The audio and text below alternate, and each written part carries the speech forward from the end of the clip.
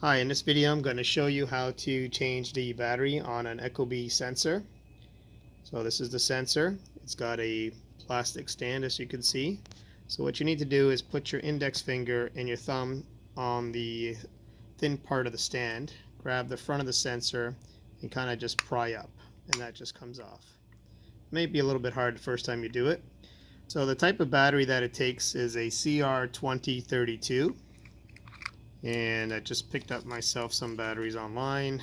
I just got these Sony batteries, CR2032.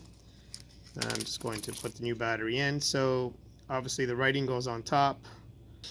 So just kind of put it inside and make sure it goes in. Once you've got it in, you can put the stand back on. Just pop it into place and snap it in. And there you go. It should be good as new, and your Ecobee smart app should now recognize your sensor. Thanks for watching.